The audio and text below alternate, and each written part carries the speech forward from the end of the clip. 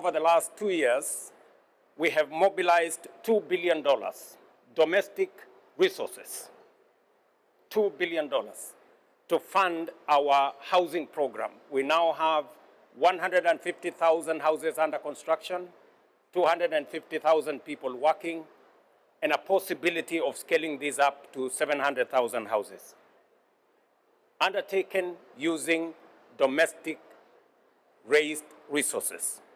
Secondly, we have transitioned health from being a preserve of those who can afford to being a right for every Kenyan. We have, using again domestic raised resources, raised $1 billion to transition 24 million Kenyans now to health insurance. Again, it tells you the possibilities of domestic raised resources and what it can achieve in delivering on social services. Let me give you another 2 examples on innovative financing. On roads, we have securitized some of our assets, local assets, working with international financial institutions, Trade Development Bank, Afri-Exim Bank, and other financial institutions to raise $1.5 billion for our road infrastructure development. Equally, Kenya will have 100% of its grid as renewable by 2030 because we have innovative financing using power purchase agreement to bring the public and the private into one ecosystem, and we are funding our green energy generation using private funds and working with public interventions.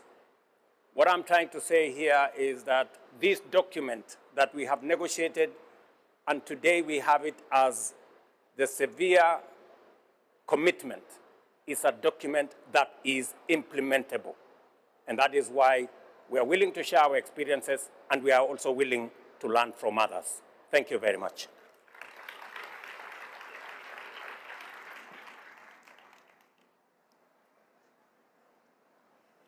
Many thanks, President Ruto. Negotiating an outcome document like the Seville commitment requires significant effort, yet without a framework for implementation, that effort risks being in vain. I am optimistic that the SPA will help governments fast-track the FDA outcome. Kenya has co-sponsored several SPA initiatives in collaboration with other governments. And we are co-founders of the 4P, the Pact for Prosperity, People and the Planet, launched at the Paris Summit in June 2023, and reaffirmed by the Africa leaders at the Africa Climate Summit in Nairobi that year. Alongside Barbados and France, we have also championed innovative financing through Global Solidarity Levy's Task Force for Climate and Development.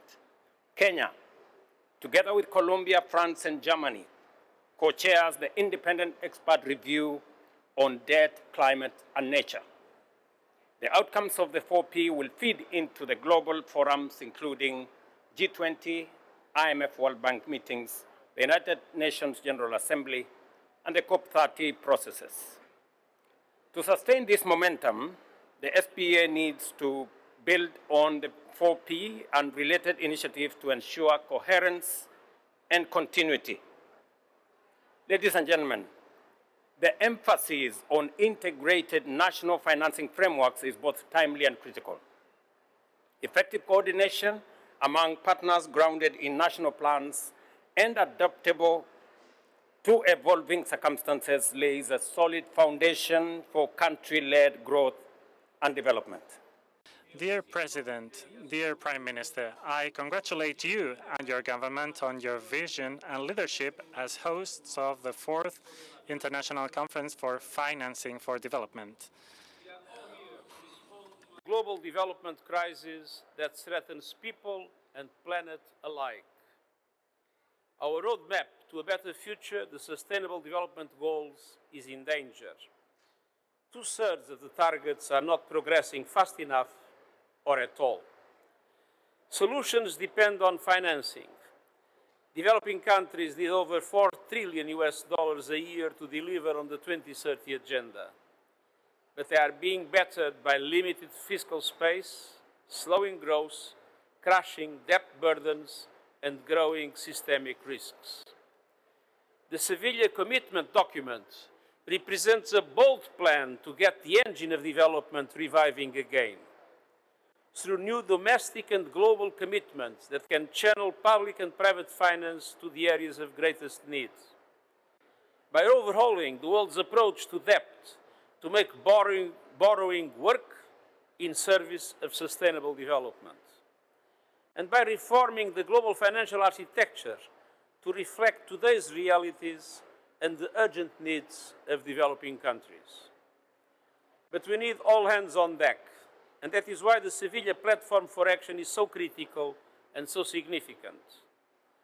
In the midst of a world of division, conflict, and economic uncertainty, this platform contains more than 130 specific initiatives that demonstrate that we can achieve by working together.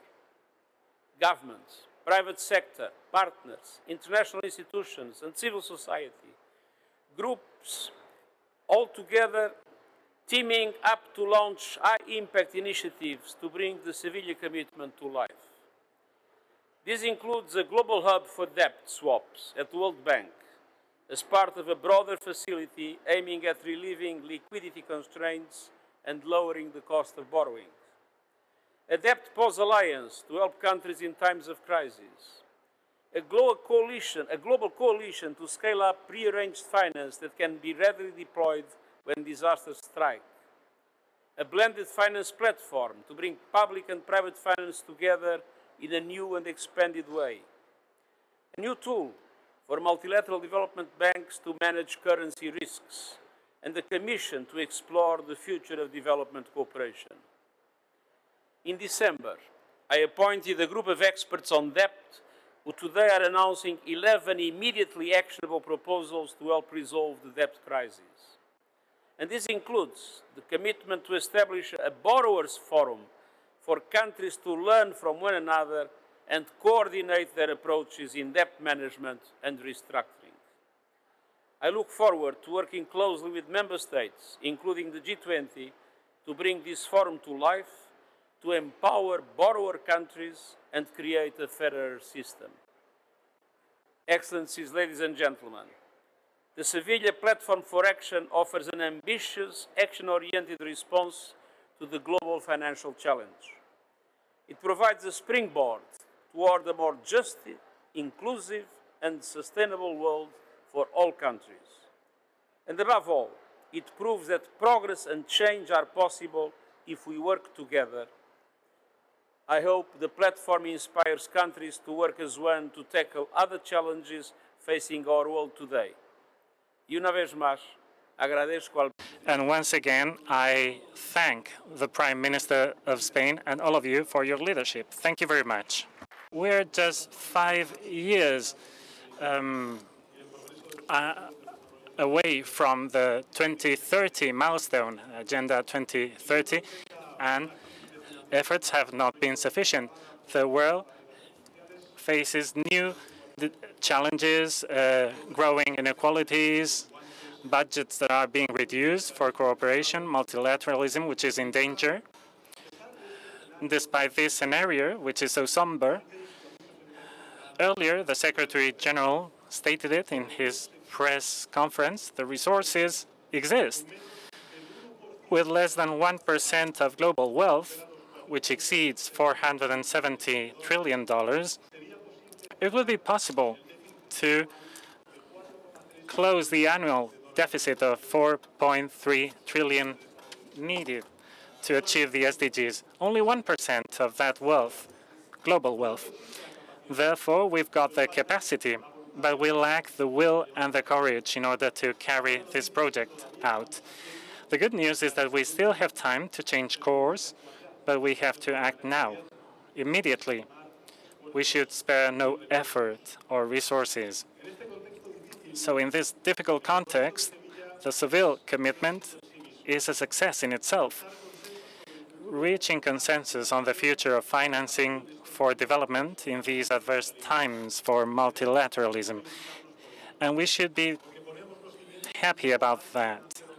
We are laying the foundations for a renewed financing framework designed to drive impact-focused investment. We are moving to a new comprehensive paradigm of sustainable development in which all sources of financing, public, private, national, international, north or south, count and have to contribute more. Nevertheless, we now need to build on those foundations, and that is where the Seville Platform for Action comes into play.